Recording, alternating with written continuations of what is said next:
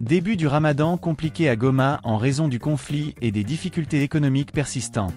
Goma, Nord Kivu, République démocratique du Congo, RDC, le mois sacré du Ramadan a commencé dans des conditions difficiles pour les habitants de Goma, la capitale provinciale du Nord Kivu, dans l'est de la République démocratique du Congo.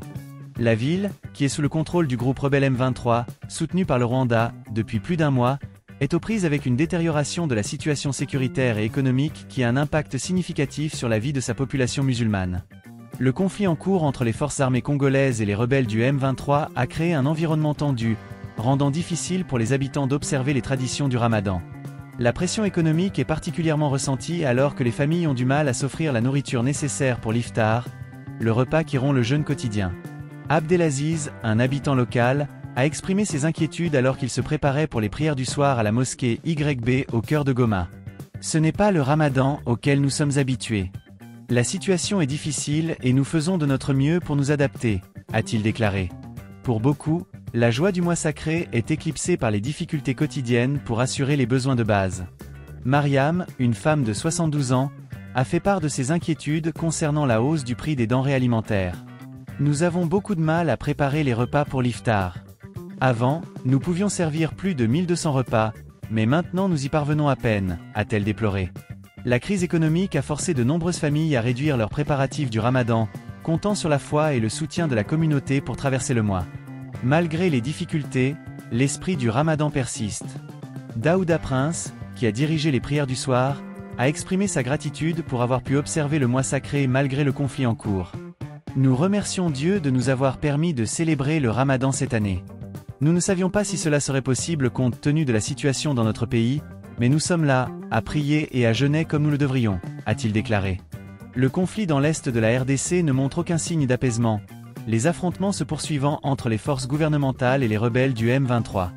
La situation a attiré l'attention de la communauté internationale, les dirigeants régionaux tentant de jouer un rôle de médiateur.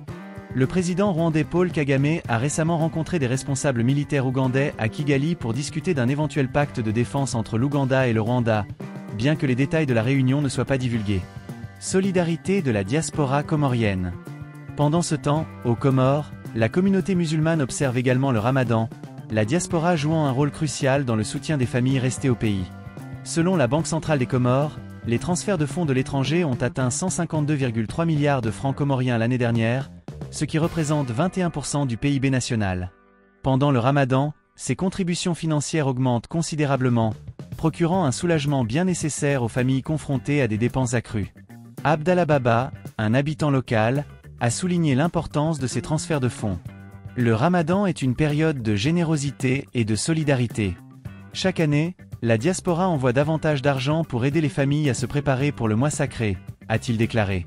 L'afflux de fonds est particulièrement vital cette année, alors que de nombreuses familles luttent contre les retombées économiques de la pandémie mondiale. Coopération environnementale entre Madagascar et le Congo-Brazzaville.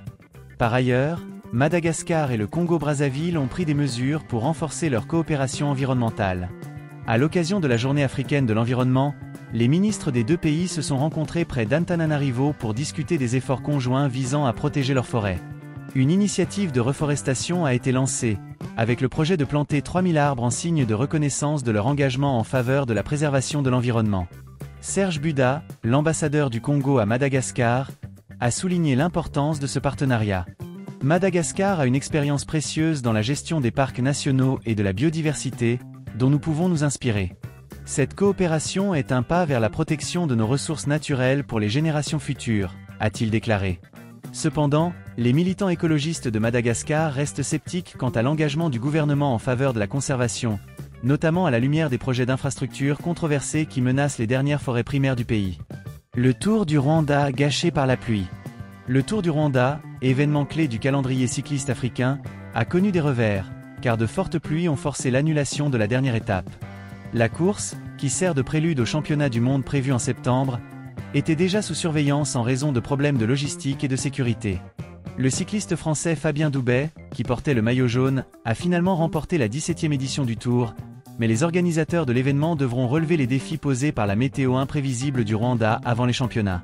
Impact mondial des coupes dans l'aide américaine. La suspension de l'aide américaine au développement, une décision prise par l'administration Trump, se poursuit.